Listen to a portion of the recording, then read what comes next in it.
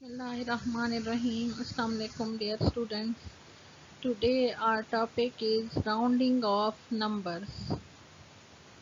The process of rounding of numbers is simply the retaining of desired number of digits counted from the left, and the last few digits are to be dropped.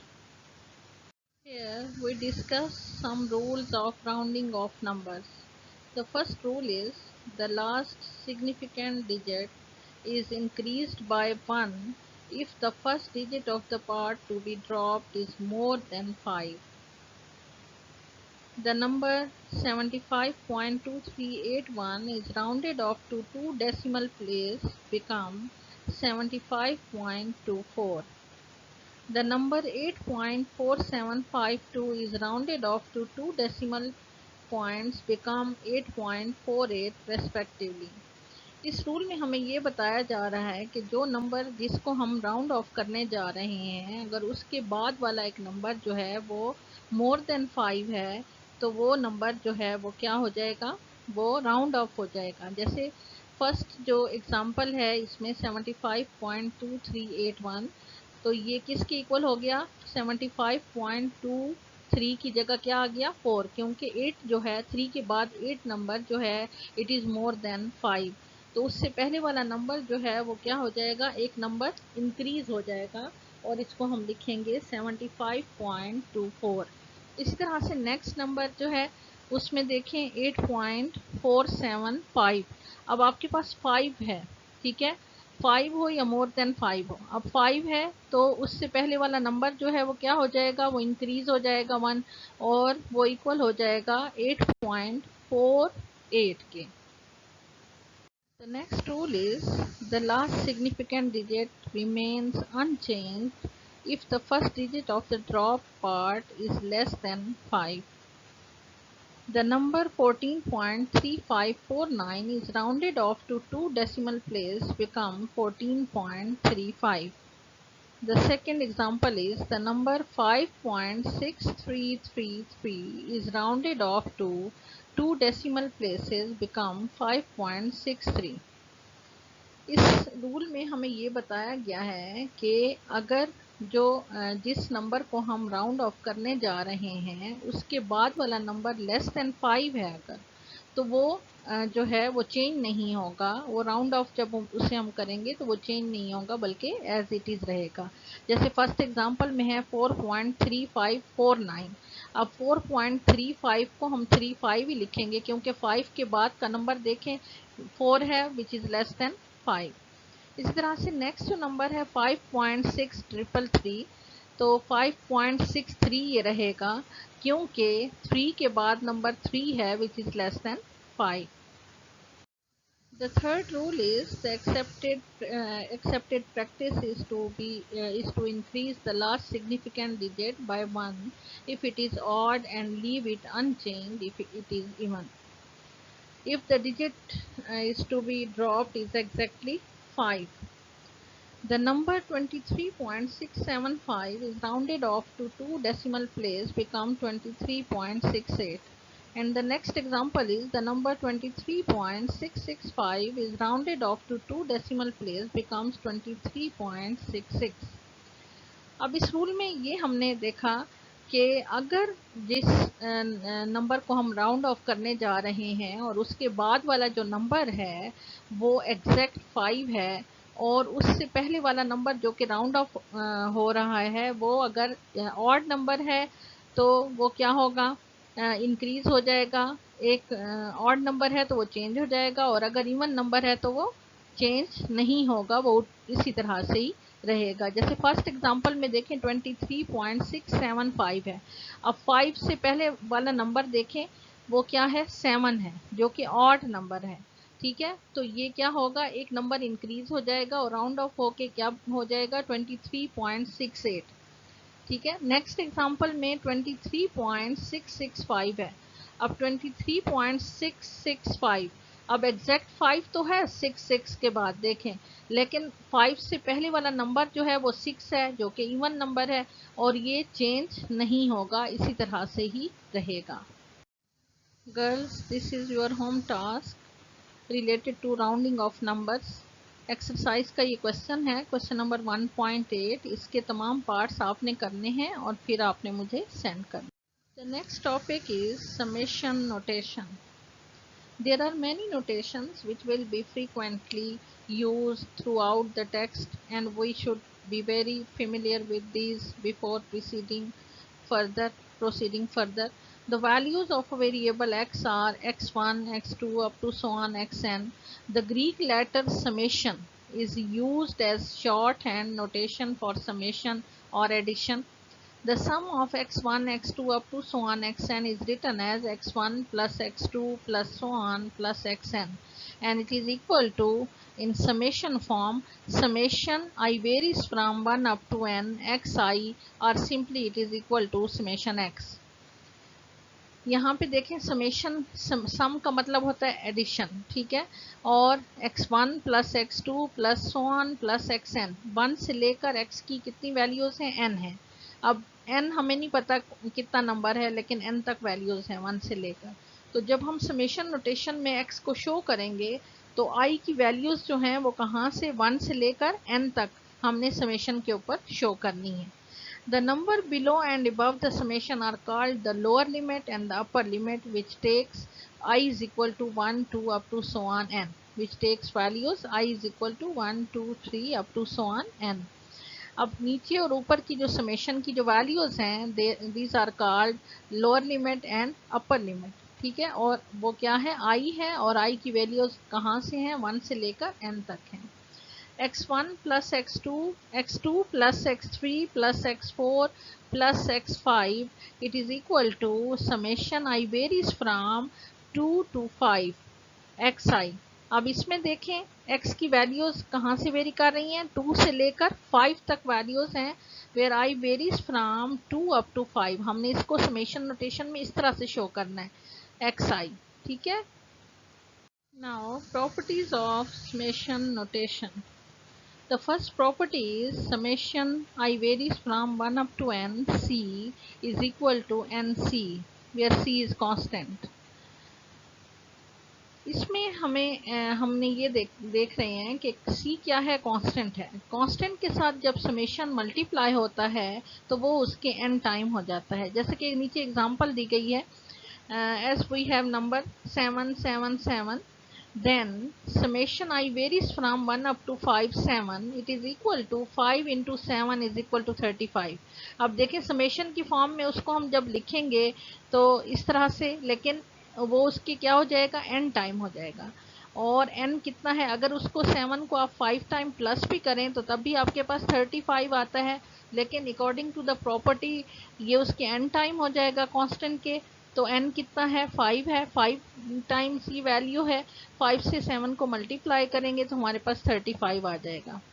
Second property है summation c x is equal to c into summation x, ठीक है। अब इसमें summation c x, सी क्या है, constant है, constant जो है वो सम के बाहर आ जाएगा, और सम किससे मल्टीप्लाई होगा, वेरिएबल के साथ, x is the variable.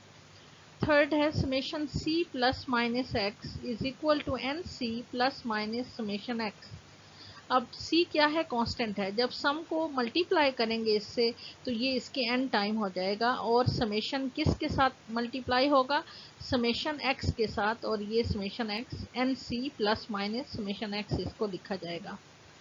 Number 4 property है summation x plus minus y is equal to summation x plus minus summation y। x और y दो वेरिएबल्स हैं, जब सम मल्टीप्लाई होगा तो दोनों के साथ, तो summation x plus minus summation y। To understand this concept let's do some examples. The first example is x1 plus x2 plus x3 plus x4, it is equal to summation I varies from 1 up to 4 xi, or simply it is equal to summation x। अब इसमें देखें 1 से लेकर 4 तक x की values हैं और उसको समेशन नोटेशन में हमने शो करना है। तो समेशन किस तरह से आ जाएगा, I varies from 1 up to 4 xi, या सिंपली उसको हम लिखते हैं summation x। Second example is x1 by 1 plus x2 by 2 plus so on plus xn by n। and it is equal to summation I varies from 1 up to n xi yi, or simply it is equal to summation xy. अब इसमें x और y दो variable हैं। x की भी values जो हैं वो 1 से लेकर n तक हैं और y की वैल्यूज़ भी 1 से लेकर n तक हैं।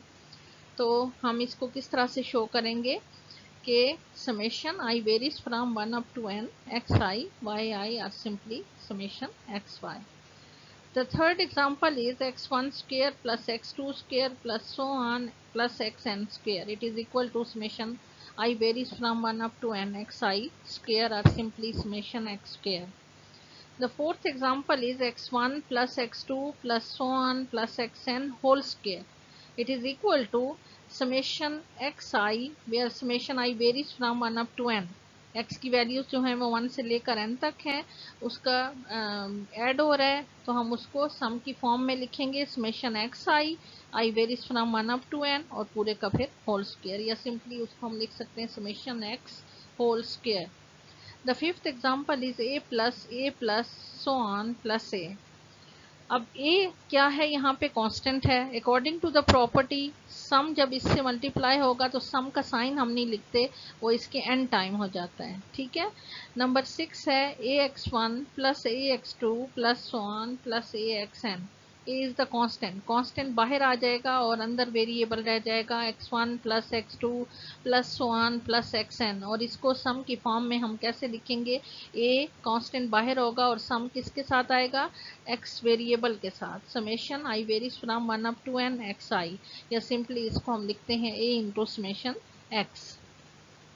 The next example is f1 x1 square plus f2 x2 square plus so on plus fk xk square is equal to summation I varies from 1 up to k fi xi square, or simply it is equal to summation fx square. The next example is x1 minus a plus x2 minus a plus x so on plus xn minus a, and it is equal to summation I varies from 1 up to n xi minus a. x variable है जो कि इसमें changeable value है, change हो रही है। a क्या है, कांस्टेंट है, वो उसी तरह से रहेगा, and it is further equal to summation x minus a. The next example is x1 minus a whole square plus x2 minus a whole square plus so on plus xn minus a whole square, and it is equal to summation I varies from 1 up to n xi minus a whole square, and simply it is equal to summation x minus a whole square. 10th example है x1 minus a plus x2 minus a plus so on plus xn minus a और इस पूरे का whole square, it is equal to summation xi minus a whole square, और the next it is further equal to simply it is written as summation x minus a whole square. This is another example, example 1.2 in your book. Given question is given xi is equal to 2, 3, 5, 8 and 7. Find summation x square, summation x whole square, summation x minus 6 whole square and summation x minus 6 whole square. Summation x find करने के लिए आप देखें किसके equal होगा, x1 plus x2 plus x3 plus x4 plus x5, क्योंकि x की values जो हैं वो हमारे पास 5 हैं। ठीक है। The first value of x is x1 is equal to 2 plus x2 is equal to 3 plus x3 is equal to 5 plus x4 is equal to 8 plus x5 is equal to 7. Sum of x is equal to 25. तो इन सब values को हम plus करेंगे, हमारे पास answer क्या आ जाएगा, 25. अब हमने फाइंड करना है summation x square, x1 square, इसको जब हम खोलेंगे तो किसके इक्वल हो जाएगा, x1 square plus x2 square plus x3 square plus x4 square plus x5 square. x1 है 2, 2 का स्क्वायर प्लस 3 का स्क्वायर प्लस 5 का स्क्वायर प्लस 8 का स्क्वायर प्लस 7 का स्क्वायर। तो ये हमारे पास वैल्यूज़ आ जाएंगी 4 plus 9 plus 25 plus 64 plus 49 and it is equal to 151. आगे हमने जो फाइंड करनी है वैल्यू वो क्या है, समेशन x का होल स्क्वायर। समेशन x आपके पास ऊपर फाइंड कर चुके हैं, वो किसकी इक्वल है, 25, और 25 का होल स्क्वायर लेंगे तो हमारे पास आंसर आ जाएगा। Summation x minus six whole square, summation x minus six whole square में देखें ये भी इसी तरह से हमने फाइंड करना है। इसको खोलेंगे तो किसके इक्वल हो जाएगा, x1 minus six whole square plus x2 minus six whole square plus x3 minus six whole square plus x4 minus six whole square plus x5 minus six whole square के।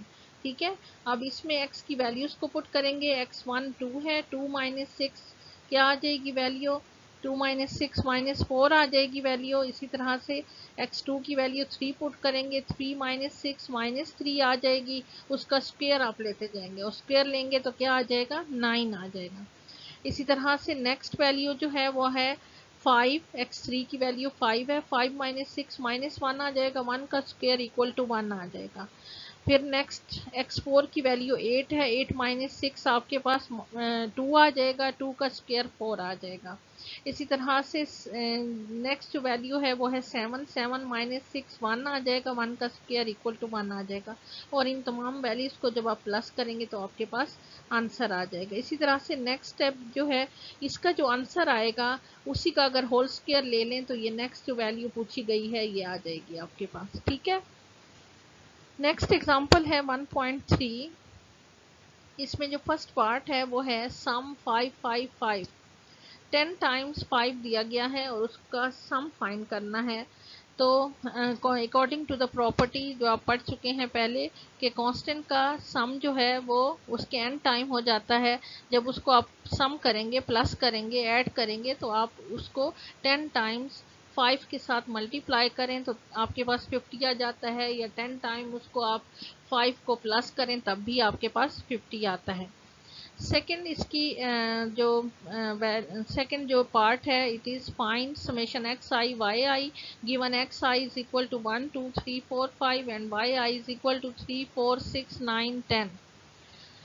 X i और y आई की values दी हुई हैं और पूछा गया है कि summation x i y i find करें। ठीक है, summation x i y i किसकी इक्वल होगा, x1y1 plus x2y2 plus x3y3 plus x4y4 plus x5y5।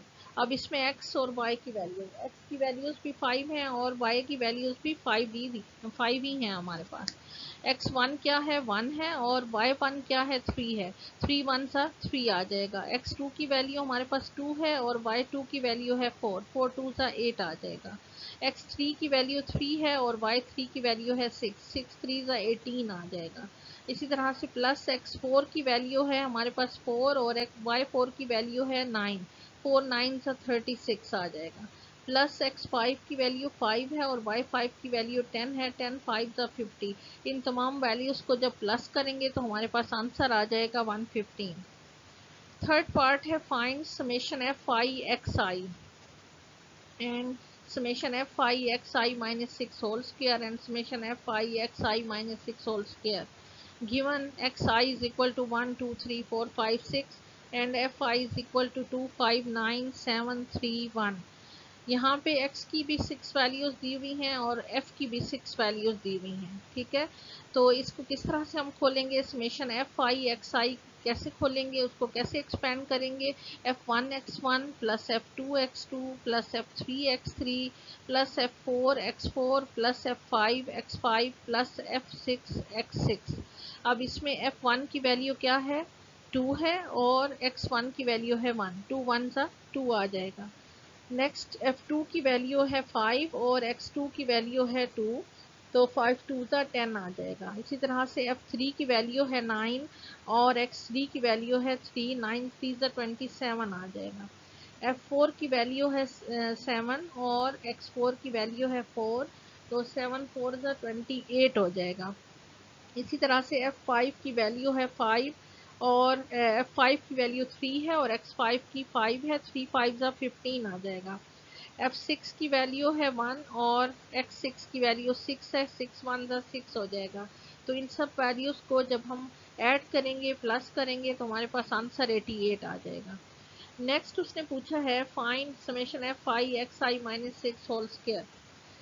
ये जब इसको एक्सपेंड करेंगे तो किसके इक्वल होगा, f1x1 minus 6 whole square plus f2x2 minus 6 whole square plus f3 into x3 minus 6 whole square plus f4 into x4 minus 6 whole square plus f5 into x5 minus 6 whole square plus f6 into x6 minus 6 whole square। अब इसमें values को put करेंगे। f1 की value क्या है, यहाँ पे f1 की वैल्यू क्या है 2 है, और 1 x1 क्या है 1 है, 1 माइनस 6 आपके पास -5 आ जाएगा, और -5 को 2 से जब मल्टीप्लाई करेंगे तो -10 आ जाएगा, और -10 का जब स्क्वायर होल स्क्वायर खोलेंगे तो ये 100 आ जाएगा। इसी तरह से अगली वैल्यू जब आप पुट करेंगे f2 की वैल्यू है उसमें 5, f2 5 है और x2 की वैल्यू 2 है। 2 माइनस 6 आपके पास -4 आ जाएगा, और 4 को 5 से जब मल्टीप्लाई करेंगे -4 को 5 से तो -20 आ जाएगा, और -20 का होल स्क्वायर आपके पास 400 आ जाएगा। इस तरह से नेक्स्ट f3 की वैल्यू जब आप पुट करेंगे वो है 9, और x3 की वैल्यू है 3। 3 माइनस 6 आपके पास -3 आ जाएगा, 9 3 ज़ा -27 आएगा, और इसका जो होल स्क्वायर है इट इज़ 729। नेक्स्ट जो f4 की वैल्यू है वो है 7, 7, और उसमें x4 की वैल्यू 4 है, 4 माइनस 6 -2 आ जाएगा, तो 7 2 ज़ा -14 हो जाएगा, -14 का होल स्क्वायर 196 के इक्वल आ जाएगा। इसी तरह से नेक्स्ट जो वैल्यू f3 की f की वैल्यू जो नेक्स्ट है वो है 3, f5 की वैल्यू, ठीक है, और x5 की वैल्यू है 5, 5 माइनस 6 -1 आ जाएगा, 3 को जब -1 से मल्टीप्लाई करेंगे -3 आ जाएगा, इसका होल स्क्वायर 9 के इक्वल आ जाएगा। इसी तरह से f6 जो है वो 1 के इक्वल है, 1 पुट करेंगे उसकी वैल्यू, और x6 जो है वो 6 के इक्वल है, 6 माइनस 6 0 हो जाएगा, 0 को 1 से मल्टीप्लाई करेंगे 0 होगा, और ये सारी टर्म 0 हो जाएगी। तो यहाँ पे 100 प्लस 400 प्लस 729 प्लस 196 प्लस 9, इन सबको जब प्लस करेंगे तो हमारे पास 5478 आंसर आ जाएगा। नेक्स्ट जो पार्ट है वो है summation f i x i minus 6 whole square. इसको जब हम एक्सपेंड करेंगे तो वो इक्वल हो जाएगा किसके, f1 x1 minus 6 whole square plus f2 x2 minus 6 whole square plus f3 x3 minus 6 whole square plus f4 x4 minus 6 whole square plus f5 x5 minus 6 whole square and plus f6 x6 minus 6 whole square. इसमें इसी तरह से जैसे ऊपर हमने values put की हैं f की और x की, वो पुट करेंगे और उसको मल्टीप्लाई करेंगे, प्लस करेंगे, तो हमारे पास आंसर आ जाएगा 242। Girls, this is your home task. Question number 1.10, question number 1.11, question number 1.12. These 3 questions, these are from exercise. Do it and send me. Today we have completed our chapter number 1. I hope all concepts are clear to you, and any queries you ask me in your group.